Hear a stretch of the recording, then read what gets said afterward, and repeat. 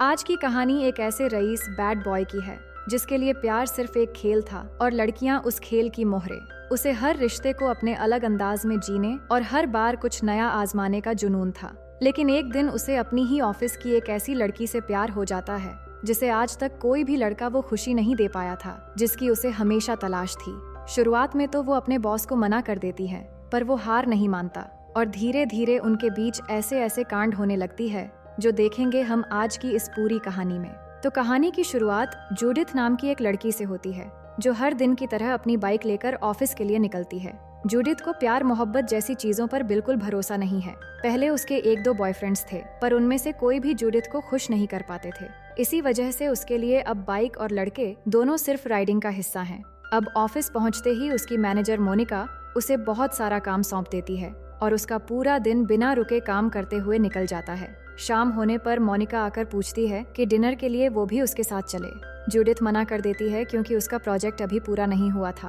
उसके मना करने पर मोनिका ऑफिस के एक एम्प्लॉई मिगुएल के साथ चली जाती है और जूडिथ अकेली ऑफिस में काम खत्म करने में लगी रहती है। फिर प्रोजेक्ट तैयार करके मोनिका की टेबल पर रखती है और घर जाने के लिए पार्किंग की तरफ जाती है, पर वहां पहुंचकर उसके कदम अचानक रुक जाते हैं। वो देखती है कि मोनिका और मिगुएल एक दूसरे के बेहद करीब हैं और दोनों पूरी तरह अपनी ही दुनिया में खोए हुए हैं। मैनेजर को एक एम्प्लॉई के साथ इस तरह देखकर जूडिथ कुछ पल के लिए समझ ही नहीं पाती कि आखिर वो क्या देख रही है, पर उन्हें देखकर उसके अंदर भी आग सी लग जाती है। घर पहुंचने के बाद भी उसका मन बेचैन बना रहता है। अब इतनी रात को वो कहीं जा भी नहीं सकती थी, इसलिए किसी तरह वो खुद को शांत कर लेती है। अगली सुबह वो फिर ऑफिस के लिए निकल जाती है। ऑफिस पहुंचकर वो लिफ्ट में चढ़ती है जहां पहले से कई लोग होते हैं, पर आखिर में सिर्फ जूडिथ और एक बहुत ही हैंडसम लड़का रह जाते हैं। उसे देखकर जूडिथ का ध्यान बार बार उसी की तरफ जा रहा था क्योंकि कल रात से ही उसके अंदर आग लगी हुई थी। तभी अचानक बिजली चली जाती है और लिफ्ट बीच में रुक जाती है। माहौल एकदम शांत देखकर लड़का उससे बात करने लगता है कि उसे कोई प्रॉब्लम तो नहीं हो रही। जूडिथ कहती है कि उसे बंद लिफ्ट में ज्यादा देर रहना पसंद नहीं है और ऐसी जगह पर उसे डर लगता है। उसकी हालत देखकर वो लड़का धीरे से उसके करीब आता है और प्यार से उसके गाल पर एक किस कर देता है। ऐसा करते ही जूडिथ के अंदर जो आग थी वो भड़क उठती है और वो खुद से काबू खोने लगती है, पर उसी वक्त बिजली वापस आ जाती है और लिफ्ट फिर चल पड़ती है। कुछ ही सेकंड बाद दोनों अपने फ्लोर पर पहुंच जाते हैं, लेकिन बाहर निकलते ही जूडिथ की हैरानी और बढ़ जाती है। मोनिका बहुत ही रिस्पेक्टफुली उस लड़के का नाम लेते हुए उसे बॉस कहकर बुलाती है। तब जूडिथ को पता चलता है कि उस लड़के का नाम एरिक है और वही इस कंपनी का ओनर है। हाल ही में उसके पिता की मौत हो गई है और अब वही सब कुछ संभालेगा। मोनिका दोनों का इंट्रोड्यूस करवाती है, जिसके बाद एरिक और मोनिका उसके बनाए हुए प्रोजेक्ट पर बात करने केबिन में चले जाते हैं। बात खत्म होने के बाद एरिक वहां से चला जाता है। तभी मोनिका जूडिथ को बुलाकर उसका बनाया हुआ प्रोजेक्ट डस्टबिन में फेंक देती है और कहती है कि एरिक को ये प्रोजेक्ट बिल्कुल पसंद नहीं आया, इसलिए उसे आज ही पूरा प्रोजेक्ट दोबारा तैयार करना होगा। जूडिथ के पास कोई ऑप्शन नहीं होता और वो फिर से देर रात तक ऑफिस में काम करके उस प्रोजेक्ट को दोबारा बना लेती है। लेकिन तभी उसे मोनिका और मिगुएल की आवाज फिर सुनाई देती है। उन्हें लग रहा था कि अब ऑफिस में कोई नहीं है तो वो अकेले में कुछ भी कर सकते हैं। जूडिथ छिपकर उनकी हरकतें देखने लगती है कि तभी एरिक वहां पहुंच जाता है। वो जूडिथ से पूछता है क्या उसे ये सब देखना अच्छा लग रहा है। अगर वो चाहे तो ये सब यहाँ भी हो सकता है। जूडिथ थोड़ा अनकंफर्टेबल हो जाती है और जल्दी से बात बदलते हुए कहती है कि उसने नया प्रोजेक्ट उसकी टेबल पर रख दिया है और अब उसे घर निकलना चाहिए। लेकिन एरिक उसे रुकने के लिए कहता है और थोड़ा प्यार दिखाते हुए उसके बालों को खोल देता है। दरअसल पहली मुलाकात से ही वो जूडिथ की खूबसूरती से इम्प्रेस हो चुका था। वो जूडिथ को कल रात डिनर पर ले जाने की बात करता है। जूडिथ के अंदर हलचल मच जाती है क्योंकि सब कुछ इतना फास्ट फॉरवर्ड हो रहा था, पर वो साफ कह देती है कि अपने ही बॉस के साथ डेट पर जाना सही नहीं है। इतना कहकर वो वहाँ से चली जाती है। अगली सुबह जूडिथ अपने घर पर अपनी बिल्ली के साथ खेल रही होती है कि तभी डोरबेल बजती है। दरवाजा खोलते ही सामने एरिक होता है जो फिर उसे डिनर पर ले जाने की बात करता है। जूडिथ मना करते हुए कहती है कि अगर लोगों को उनके बारे में पता चला तो सब गलत मतलब निकालेंगे, इसलिए एरिक को चले जाना चाहिए। ये सुनकर एरिक थोड़ा निराश होकर वापस जाने लगता है। तभी जूडिथ उसे रोक लेती है और कहती है कि वो चलेगी, लेकिन तैयार होने में थोड़ा समय लगेगा। एरिक बाहर इंतजार करने लगता है और जूडिथ को तैयार होने में उम्मीद से कहीं ज्यादा देर हो जाती है। काफी सारे ड्रेस ट्राई करने के बाद जब वो नीचे आती है तब तक काफी रात हो जाती है। बाहर खड़ी एरिक की शानदार कार देखकर वो खुद को उसकी तारीफ करने से रोक नहीं पाती और कहती है कि वो हमेशा ऐसी ही कार ड्राइव करना चाहती थी। एरिक हल्की मुस्कान के साथ कहता है कि ये कार बहुत पावरफुल है, क्या वो इसे संभाल पाएगी? जूडिथ भी जवाब देती है कि वो इसे संभालने के साथ साथ दौड़ा भी सकती है।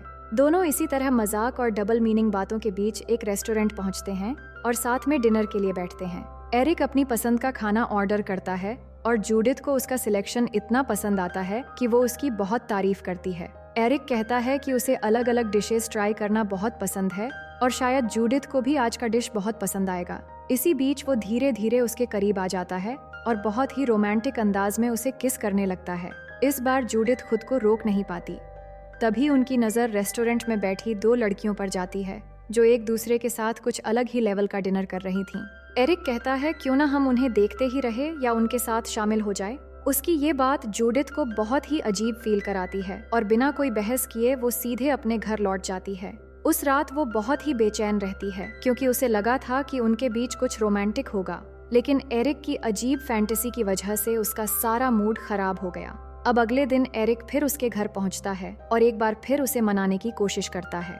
जूडिथ काम का बहाना करके पहले तो मना करने लगती है, लेकिन जब उसकी नज़र एरिक की लग्जरी कार पर पड़ती है तो आखिर वो जाने के लिए तैयार हो जाती है। एरिक उसे कार ड्राइव करने देता है और पूरा दिन दोनों शहर में घूमते हैं और एक दूसरे के बारे में बहुत सी बातें शेयर करते हैं। शाम ढलने के बाद एरिक उसे अपने आलीशान घर ले जाता है जहाँ की लग्जरी देखकर जूडिथ काफी प्रभावित होती है। तभी एरिक कहता है कि इस दुनिया में हर खुशी की एक कीमत होती है और हर इंसान किसी न किसी दिन वो कीमत जरूर चुकाता है।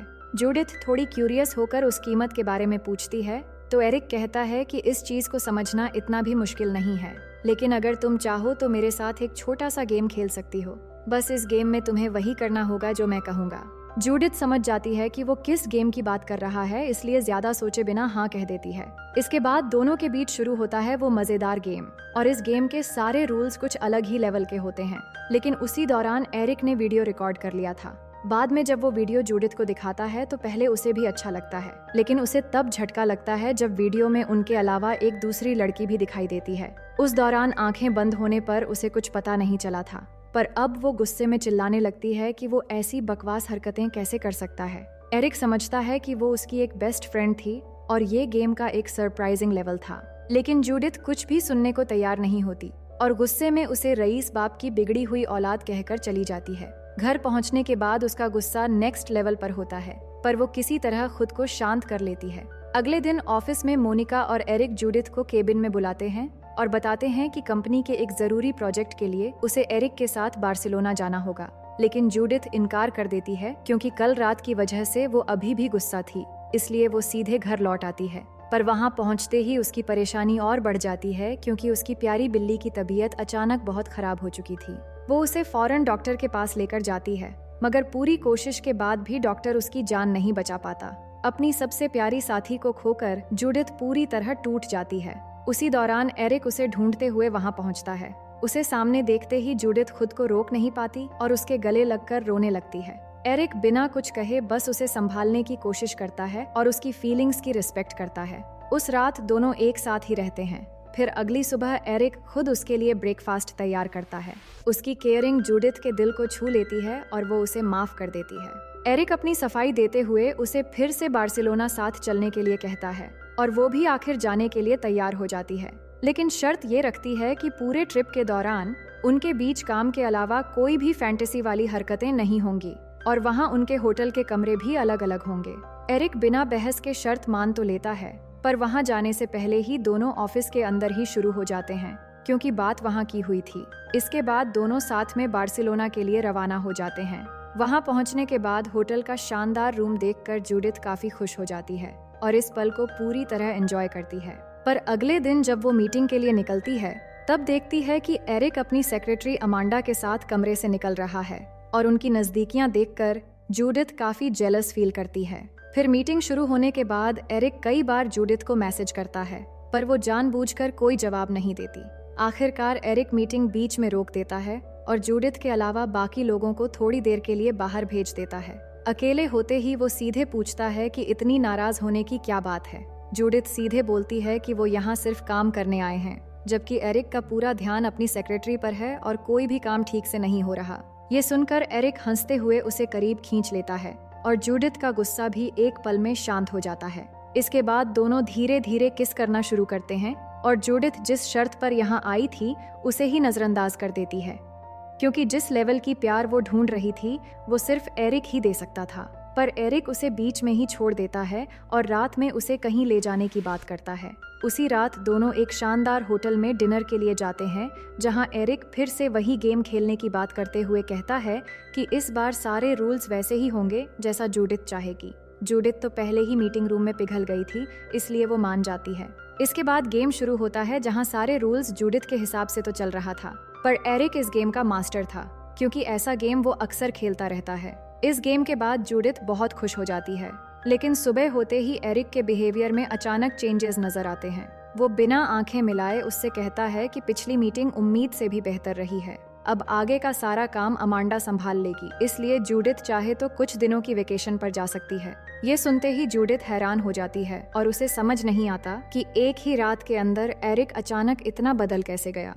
उसका दिल टूट जाता है और वो अपने घर अपने पापा के पास चली आती है। उसकी माँ तो नहीं थी, पर वहाँ उसका पूरा परिवार रहता है, जिनके साथ घुल मिलकर वो खुद को खुश रखने की कोशिश करती है ताकि एरिक की हरकतों को भुला सके। इसके बाद शाम को एक पार्टी में जाती है और एरिक को भूलने के लिए बहुत ड्रिंक करती है। वहीं पर उसकी मुलाकात एक नए लड़के से होती है। दोनों के बीच बातचीत होती है और रात का कुछ समय वो साथ बिताते हैं, जिससे जूडिथ के मन का बोझ भी थोड़ा हल्का हो जाता है। अगली सुबह घर लौटकर जब वो अपने पापा से बात कर रही होती है, तभी देखती है कि एरिक उसे ढूंढकर यहाँ तक पहुँच गया है। जूडिथ उससे बात भी नहीं करना चाहती थी, पर एरिक शांत होकर कहता है कि वो उसे बहुत याद कर रहा था, इसलिए खुद को रोक नहीं पाया। लेकिन जूडिथ गुस्सा करने लगती है कि एरिक जैसे इंसान गिरगिट की तरह अपने रंग बदलते रहते हैं और उन्हें किसी के फीलिंग्स की कोई परवाह नहीं होती। तब एरिक पहली बार अपने दिल की बात बताता है कि उसे डर था कहीं वो जूडिथ से सचमुच प्यार न करने लगे, इसलिए उसने जानबूझकर खुद को उससे दूर करने की कोशिश की। लेकिन अब उसे एहसास हो चुका है कि वो सच में उससे प्यार करता है। ये सुनकर जूडिथ थोड़ी शांत होती है और आखिर उसे एक और मौका देने का फैसला करती है। इसके बाद दोनों फिर से अपने रिश्ते को संभालने की कोशिश करते हैं और धीरे धीरे उनके बीच की दूरियां कम होने लगती हैं। दोनों कई सारी जगहों पर घूमने जाते हैं और कुछ दिन बाद एरिक उसे वापस ले जाता है। वापस लौटते ही वो सबसे पहले उसे अपने 2 दोस्तों से मिलवाता है, जहां जूडिथ को पता चलता है कि जिस लड़की को उसने पहले वीडियो में देखा था उसका नाम फ्रिडा है और वो अपने बॉयफ्रेंड एंड्रेस के साथ रहती है। वो दोनों ही असल में एरिक के बेस्ट फ्रेंड्स हैं, जिससे जूडिथ के मन की एक बड़ी गलतफहमी दूर हो जाती है। उसी शाम चारों एक पार्टी में पहुंचते हैं, जहां पहले से कई सारे अमीर लोग मौजूद थे। पार्टी के दौरान एरिक जूडिथ को अपने एक और दोस्त एलेक्स के साथ इंट्रोड्यूस करवाता है और बहुत समझाने के बाद उसे एक कमरे में ले जाता है। वहां उनके बीच एक अलग ही लेवल का गेम होता है, जो जूडिथ को भी पसंद आता है और वो दोनों के साथ बहुत एंजॉय करती है। लेकिन अगली सुबह जब उसकी आंख खुलती है तो एरिक कहीं जा चुका होता है। फ्रिडा और आंद्रेस उसे बताते हैं कि एरिक उन्हें भी बिना बताए कहीं चला गया है और फोन भी नहीं उठा रहा। जूडिथ के मन में फिर से कई सवाल उठने लगते हैं। वो भी कॉल करती है, पर एरिक का कोई जवाब नहीं आता। उसे कुछ समझ नहीं आता कि एरिक आखिर चाहता क्या है, क्योंकि उसकी खुशी के लिए उसने पिछली रात वो किया जो वो कभी नहीं करना चाहती थी। कुछ दिनों तक वो बहुत बेचैन रहती है और धीरे धीरे फिर से अपने काम पर पूरा ध्यान देने लगती है। फिर एक दिन जिम करते दौरान उसकी मुलाकात एक लड़की से होती है जो अपना नाम रेबेका बताती है। दोनों के बीच बात होती है और वो काफी अच्छे दोस्त बन जाते हैं। फिर अगले दिन ऑफिस पहुंचते ही मोनिका उसे कहती है कि उसका प्रमोशन हो गया है और अब वो फाइनेंस डिपार्टमेंट का काम संभालेगी। जूडिथ इस प्रमोशन से बहुत खुश होती है और अपनी जिंदगी की नई शुरुआत करने का फैसला करती है। वो सोचती है कि अब एरिक से जुड़ी सारी यादों को पीछे छोड़कर आगे बढ़ना ही सही रहेगा। वो सही टाइम पर ऑफिस पहुंचती है और अकेले रहने की आदत डालने लगती है। लेकिन कुछ दिनों बाद एरिक अचानक ऑफिस पहुंच जाता है। जूडिथ अब उससे कोई भी बात नहीं करना चाहती थी, लेकिन वो माफी मांगते हुए फिर से अपने प्यार का इजहार करने लगता है। ऑफिस में तमाशा न हो, इसलिए जूडिथ उसे घर ले जाकर साफ कहती है कि अब वो उसकी कोई बात सुनना नहीं चाहती, क्योंकि वो समझ चुकी है कि एरिक कितना सेल्फिश और डरपोक इंसान है। तब एरिक बताता है कि वो बिना बताए जर्मनी में अपने परिवार से मिलने गया था। वहां जाकर उसे एहसास हुआ कि उसकी जिंदगी में सबसे ज्यादा मायने सिर्फ जूडिथ रखती है, इसलिए अब वो उसके पास हमेशा के लिए लौट आया है। शुरुआत में जूडिथ किसी भी बात पर भरोसा नहीं करती, क्योंकि वो कई बार अपना वादा तोड़ चुका है। पर एरिक रिक्वेस्ट करने लगता है कि उसे अपने प्यार को साबित करने का बस एक और मौका चाहिए। जूडिथ को इस बार उसकी आंखों में सच्चा प्यार नजर आ रहा था, इसलिए वो उसे आखिरी बार एक मौका देने का फैसला करती है। अब दोनों फिर से अपने रिश्ते को एक नई शुरुआत देने की कोशिश करते हैं। एक शाम जूडिथ उस फैंटेसी गेम के बारे में बात करती है जो एरिक को पसंद है, लेकिन इस बार सरप्राइज देने की बात करके मजाक में वो एरिक की आंखों पर पट्टी बांध देती है और गेम शुरू होते ही वो अपनी जिम वाली फ्रेंड रेबेका को बुला लेती है ताकि उसे थोड़ा छेड़ सके। लेकिन जैसे ही एरिक पट्टी हटाकर देखता है तो उसके चेहरे का रंग बदल जाता है। वो बिना कुछ बोले गुस्से में वहां से चला जाता है। जूडिथ को कुछ समझ नहीं आता। तब रेबेका बताती है कि वो कोई और नहीं बल्कि एरिक की एक्स गर्लफ्रेंड बेटा है, और जूडिथ इतनी भोली लड़की है कि वो एरिक को आज तक समझ नहीं पाई। ये सच सामने आते ही उसका भरोसा एक बार फिर टूट जाता है। इस बार वो सिर्फ एरिक से ही नहीं बल्कि उसकी कंपनी से भी रिजाइन कर देती है। अब उसे यकीन हो चुका था कि एरिक हर बार अपनी जरूरत के हिसाब से उसकी जिंदगी में लौटता रहा और हर बार एक नया झूठ बोलकर उसका भरोसा तोड़ता गया। अब की बार वो एरिक से कोई सफाई नहीं मांगती और ना ही उससे बात करती है।